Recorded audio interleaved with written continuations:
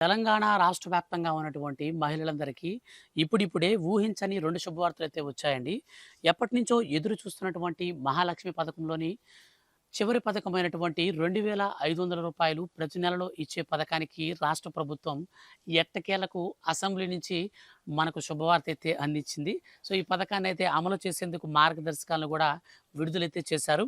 And ఈ యొక్క మార్గదర్శకాలతో పాటు ఈ పథకానికి మనకు ఎంత మేరకు బడ్జెట్ అనేది కేటాయించారు, ఎప్పటినుంచి మహిళల ఖాతాలోకి డబ్బులొస్తాయి, ఈ వీడియో చూస్తున్నటువంటి మీకు డబ్బులు రావాలి అంటే మీకు పెట్టినటువంటి ఆ యొక్క షరతులేంటి, ఈ వీడియోలో క్లారిటీగా అయితే ఎక్స్‌ప్లెయిన్ చేస్తాను.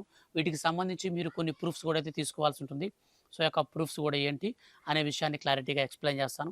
కాబట్టి మీరు వీడియోని స్కిప్ చేయొద్దు. స్టార్టింగ్ నుంచి ఎండింగ్ వరకు పూర్తిగా అయితే వీడియోని చూడండి. గవర్నమెంట్ నుంచి ఏ చిన్న అప్డేట్ వచ్చినా మిస్ కాకుండా, ముఖ్యంగా మహిళలకు సంబంధించి అప్డేట్ వస్తే తెలుసుకోవాలి అనుకుంటే మాత్రం వీడియో కింద ఉన్నటువంటి బ్లాక్ కలర్ సబ్స్క్రైబ్ బటన్ని క్లిక్ చేసి పక్కనే వచ్చే బెల్ సింబల్ని ఆల్ పైన ట్యాప్ చేయండి. ఇక లేట్ చేయకుండా మనం టాపిక్ని స్టార్ట్ చేద్దాం. ఫ్రెండ్స్, రీసెంట్లీ మన యొక్క తెలంగాణ రాష్ట్ర ప్రభుత్వం బడ్జెట్ని అయితే మనకు అసెంబ్లీలో ప్రవేశపెట్టింది.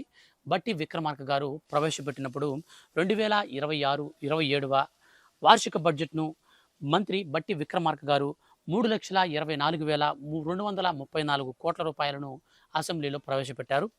గత ప్రభుత్వ ఆర్థిక విధ్వంసాన్ని సరిదిద్దుతూ ఆర్థిక క్రమశిక్షణతో రాష్ట్ర ప్రగతి పదంలో నడిపించడమే లక్ష్యంగా ఆయన ఈ యొక్క బడ్జెట్ని ప్రవేశపెట్టినట్లు ప్రకటించారు. తెలంగాణను అన్ని రంగాలలో నెంబర్ 1గా స్థానంలో నిలబెట్టడమే తమ ప్రభుత్వ ప్రధాన లక్ష్యమని బట్టి స్పష్టం చేశారు. ఎన్ని ఆర్థిక ఇబ్బందులు, రాజకీయ అడ్డంకులు ఎదురైనా అడుగులు వెనక్కి వేయకుండా ముందుకు వేస్తూ మనకు ఇచ్చినటువంటి హామీలన్నింటినీ కూడా నిలబెడతామని రాష్ట్ర ప్రభుత్వం స్పష్టం చేసింది. ఇక ముఖ్యంగా 3 కొత్త పథకాలు ప్రారంభించినట్లు రాష్ట్ర ప్రభుత్వం అయితే స్పష్టం చేసింది. అందులో మనకు ఎవరైతే రేషన్ కార్డు కలిగి ఉంటారో అటువంటి వారందరికీ జూన్ 2వ తారీఖు నుంచి, ఈ 2026 జూన్ 2వ తారీఖు నుంచి ఇందిరమ్మ కుటుంబ జీవిత బీమా పథకాన్ని అయితే ప్రారంభించారు. సో, ఇదైతే మనకు నూతనంగా అయితే ఇచ్చారనమాట. దీనికి సంబంధించి 1,15,00,000 రూపాయలైతే మన యొక్క రాష్ట్ర వ్యాప్తంగా ఉన్నటువంటి ప్రజలందరి కోసం, రేషన్ కార్డుదారుల కోసం తీసుకొచ్చారు. అదేవిధంగా ఇక 2 కొత్త పథకాలకు సంబంధించి ఉద్యోగులకు సంబంధించి ఒకటి పెడితే, మరొకటి పెన్షన్లకు సంబంధించి పెట్టారు. ఇక లాస్ట్ అండ్ ఫైనల్‌గా చివరిదొచ్చేసి మనకు మహిళలకు. సో, ఈ పెన్షన్ కింద వచ్చేసి మహిళలకనమాట. సో, మనకు పెన్షన్లను 2026-27 వార్షిక బడ్జెట్‌లో రూ. 4,000 అయితే పెంచేశారు. ఇవి వచ్చేసి మనకు చేయూత ఆసరా పెన్షన్లు అంటారు. ఇవి వచ్చేసి మనకు పెంచడం జరిగింది. ఇవి పక్కన పెడితే మనకు మహిళలకు సంబంధించి రూ. 2,500 లెక్కన పెన్షన్ చొప్పున మనమైతే ప్రతి నెల కూడా ఇస్తామని చెప్పేసి రాష్ట్ర ప్రభుత్వం అయితే మనకు స్పష్టం చేసింది. సో, రాష్ట్ర ప్రభుత్వం చేసినటువంటి ఆ యొక్క అప్డేట్ ప్రకారంగా ఇప్పుడు మనకు బడ్జెట్ అనేది కేటాయించారు కదా పెన్షన్‌కి సంబంధించి. ఈ పెన్షన్‌కి సంబంధించినటువంటి డబ్బుల్లోనే మనకు మహిళలకు కూడా అయితే రూ. 2,500 కేటాయించారు. ఇందులో మనకు ఎవరెవరికి డబ్బులు ఇవ్వాలి, ఎవరెవరికి ఇవ్వకూడదు అనే దానిపైన కొన్ని కొత్త మార్గదర్శకాలను అయితే రాష్ట్ర ప్రభుత్వం విడుదల చేసింది. ఆ మార్గదర్శకాలు అంటే ఇప్పుడు నేను స్టెప్ బై స్టెప్ చెప్తాను. మీకు కావాల్సినటువంటి ప్రూఫ్ కూడా అయితే నేను మీకు ఏమేమి ప్రూఫ్స్ అనేది ఉండాలి అనేసి నేను మీకు ఖచ్చితంగా ఎక్స్‌ప్లెయిన్ చేస్తాను కాబట్టి స్కిప్ చేయొద్దు. సో, కంప్లీట్‌గా చూడండి. మరొక అప్డేట్ అయితే ఉందన్నమాట.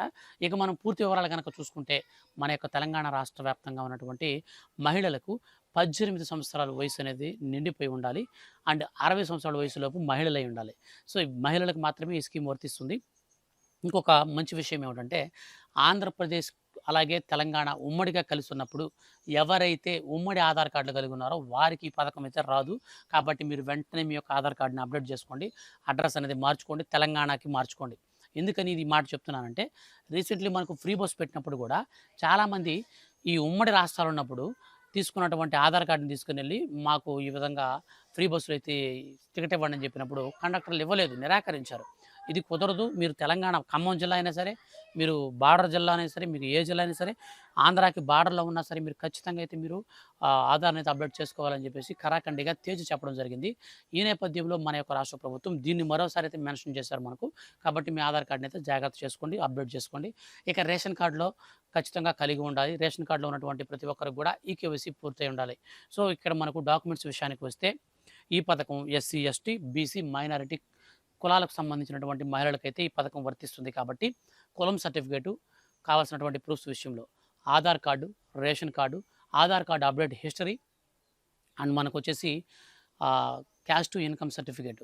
సో ఇవైతే మనం ఖచ్చితంగా అయితే తీసుకోవాల్సి ఉంటుంది. బ్యాంక్ అకౌంట్‌కి ఆధార్ కార్డ్ నెంబర్‌తో లింక్ చేసుకొని ఎన్‌పీసీ మ్యాపింగ్ కలిగినటువంటి ఆధార్ కార్డు ఇవైతే ఉండాలి. రేషన్ కార్డ్‌కి ఆధార్ కార్డ్ కూడా లింక్ అయితే ఉండాలి. సో ఈ యొక్క 5 డాక్యుమెంట్స్ అనేది మనకు రెడీ చేసి పెట్టుకోండి. ఇక మనకొచ్చేసి రాష్ట్ర వ్యాప్తంగా ఉన్నటువంటి ప్రజలకు సంబంధించినటువంటి రూ. 2,500 మహిళలకు గుర్తించేందుకు మార్గదర్శకాల్లో చాలా అంటే చాలా ప్రాముఖ్యమైనటువంటి అంశాలు ఏమిటంటే, మనకు కరెంట్ బిల్ ఏదైతే ఉందో దాంట్లో 300 యూనిట్ల కంటే కరెంట్ బిల్ కనుక ఎక్కువ గనుక వస్తే ఒక 6 నెలల పాటు మన కరెంట్ బిల్ రీడింగ్ అయితే చూస్తారు. 6 నెలల కాలంలో 300 యూనిట్లు దాటితే ఈ స్కీమ్ అయితే రద్దు చేస్తారు. తర్వాత వచ్చేసి ఈ స్కీమ్‌కి సంబంధించి ప్రభుత్వ ఉద్యోగులకు గానీ, మాజీ లేదా ప్రస్తుత ప్రజా ప్రతినిధులు గానీ, అలాగే గవర్నమెంట్ ఎంప్లాయీస్ గానీ, ఇన్‌కమ్ ట్యాక్స్ కట్టేవాళ్ళు గానీ ఎవరైనా గనుకుంటే వాళ్ళందరూ కూడా ఈ పథకాన్ని అయితే తీసేస్తారు. గుర్తుపెట్టుకోండి, వాళ్ళకే కాదు, ఆ రేషన్ కార్డ్‌లో వాళ్ళు ఉండేటువంటి రేషన్ కార్డ్‌లో ఎవ్వరికీ ఈ పథకం వర్తించదు. సో ఇదన్నమాట విషయం అనేది. ఇక రెండో పాయింట్‌కొచ్చేసి చూసుకున్నట్లయితే, మనకు కారు ఏదైతే ఉంటుందో, కారు మనకు వైట్ కలర్ బోర్డ్ కలిగినటువంటి కారు ఉంటే కూడా మనకి ఈ పథకం అయితే వర్తించదు. లేదా మీకు ట్రాక్టర్లు గానీ, మ్యాక్సీ క్యాబులు గానీ, మరియు టాక్సీలు గానీ ఇలాంటివి గనుక ఉంటే, ఆటోలు ఇవి ఉంటే ఎటువంటి ప్రాబ్లమ్ లేదు. 4 చక్రాల వాహనాల విషయంలో ఇది ఉంటుందన్నమాట. ఇక గ్రామీణ ప్రాంతాలలో మనకు నెలసరి ఆదాయం 12,000, పట్టణ ప్రాంతాలలో 14,000 అయితే మనకు నెలసరి ఆదాయాన్ని అయితే మనకు డిసైడ్ చేశారు. బిలో ప్రావర్టీ లైన్, దారిద్ర్య రేఖకు దిగువగా ఉన్నటువంటి ఫ్యామిలీస్‌ని మాత్రమే ఈ యొక్క పథకానికైతే ఎలిజిబిలిటీలోకి తీసుకొస్తారు. ఇక చాలామంది అంటున్నారు, బ్రదర్ పెళ్ళనేది జరుగుంటేనే ఈ పథకం వర్తిస్తుందా అమ్మాయికి? మ్యారేజ్ కాకపోయినా గానీ వస్తుందా అని అంటున్నారు. మ్యారేజ్‌కి పథకానికి ఎటువంటి సంబంధం లేదు. సో మీకు పెళ్లి అయినా, అవ్వకపోయినా ప్రాబ్లమ్ లేదు. 18 సంవత్సరాలు నిండితే చాలు. మీకు ఎలిజిబిలిటీ క్రైటీరియా ఇప్పుడు నేను చెప్పాను కదా రూల్సు. వీటి ప్రకారంగా మీరు గనక అర్హత సాధిస్తే ఆటోమేటిక్‌గా మీకు ఈ స్కీమ్ అయితే వర్తిస్తుంది. ఒకవేళ మీరు వీటిలో గనక ఏమైనా మిస్ అయితే మాత్రం ఈ పథకం వర్తించే అవకాశం అయితే మీకు తగ్గిపోతుంది కాబట్టి మీరైతే బాగా గుర్తుపెట్టుకోండి. సో మొత్తంగా ఫైనల్‌గా మనకు ఈ పథకానికి సంబంధించినటువంటి బడ్జెట్ అంతా కూడా మనకు కేటాయించారు. అంతా క్లియర్ అయిపోయింది కాబట్టి మనకు రాష్ట్ర వ్యాప్తంగా రీసెంట్‌లీ జరిగినటువంటి స్థానిక సంస్థల ఎన్నికల్లో మనకు అత్యధికంగా ఏదైతే మన తెలంగాణ రాష్ట్ర ప్రభుత్వం ప్రెజెంట్ కాంగ్రెస్ గవర్నమెంట్ ఉందో, సో అది కైవసం చేసుకుంది కాబట్టి ఈ యొక్క ఆనందంలోనే రాష్ట్ర ప్రభుత్వం అయితే ఈ మార్చ్ ఏదైతే 2026, 2027 టు మార్చ్ ఈ వార్షిక సంవత్సరంలోనే ఈ యొక్క ఆడబిడ్డ నిధి పథకాన్ని అయితే స్టార్ట్ చేయాలని, ఈ యొక్క మహిళలకు సంబంధించినటువంటి మహాలక్ష్మి పథకంలో రూ. 2,500 కూడా త్వరగా వాళ్ళకి స్టార్ట్ చేసి వాళ్ళందరికీ కూడా డబ్బులైతే ఇచ్చేయాలని చెప్పేసి రాష్ట్ర ప్రభుత్వం అయితే భావించింది. దీనికి సంబంధించి ఇప్పుడు అనుకూలంగా మనకి ఇంటింటికి సర్వే కూడా చేయబోతున్నారు. ఇది గుర్తుపెట్టుకోండి, ఇంపార్టెంట్. ఇంటింటికి రీసెంట్లీ మనకు అంగన్వాడీల ద్వారా ఎలాగైతే మనకు పవర్‌కి సంబంధించి, మనకు గ్యాస్‌కి సంబంధించి జననగణన ఇవన్నీ కూడా మనకి ఎలాగైతే మనకు ఎంప్లాయీస్ ద్వారా చేశారో ప్రభుత్వ ఉద్యోగుల ద్వారా, సో సేమ్ అదే విధంగా ఇప్పుడు మళ్ళీ మనకు జననగణన ఎలా చేస్తారో అదే విధంగా మహిళలకు సంబంధించి ఈ పథకానికి ఒక సర్వే అయితే నిర్వహిస్తారు. సర్వే అనేది నిర్వహించిన తర్వాత అనంతరం మనకు అర్హులకు అప్లై చేసుకోవడానికి ఆన్‌లైన్‌లో మనకు ఈ యొక్క అప్లికేషన్ ఫార్మ్స్ అయితే రిలీజ్ చేస్తారు. అప్లై చేసుకున్న వెంటనే ఈ పథకానికి సంబంధించి ఫైనల్ ఎలిజిబుల్ లిస్ట్ అయితే వస్తుంది. ఎలిజిబుల్ లిస్ట్ వచ్చినటువంటి మనకు 2, 3 రోజుల్లోనే ఈ పథకానికి శ్రీకారం చుట్టి నేరుగా డబ్బులైతే విడుదల చేయబోతున్నారు. మాక్సిమం మనకు మరో 5 రోజుల్లో ఈ ప్రాసెస్‌లో అయితే మనకు స్టార్ట్ కాబోతుంది. ఇంటింటికి సర్వే అయితే కూడా స్టార్ట్ కాబోతుంది. సో ఈ ఇంటింటికి స్టార్ట్ అయిన తర్వాత ఎలాంటి పాయింట్స్ అడుగుతారు, ఇంటింటికి సర్వేలో మనకు ఎలాంటి క్వెషన్స్ వేస్తారు, మనం ఎలా సమాధానం చెప్తే మనకు ఈ పథకం వర్తిస్తుంది, ఇవన్నీ కూడా నేను మీకు మరో డీటెయిల్డ్ వీడియో అయితే చేస్తాను. సో ఈ యొక్క అప్డేట్స్ అనేది మిస్ కాకుండా ఎప్పటికప్పుడు తెలుసుకోవాలి అనుకుంటే వీడియో కింద ఉన్నటువంటి బ్లాక్ కలర్ సబ్స్క్రైబ్ బటన్ని క్లిక్ చేయండి.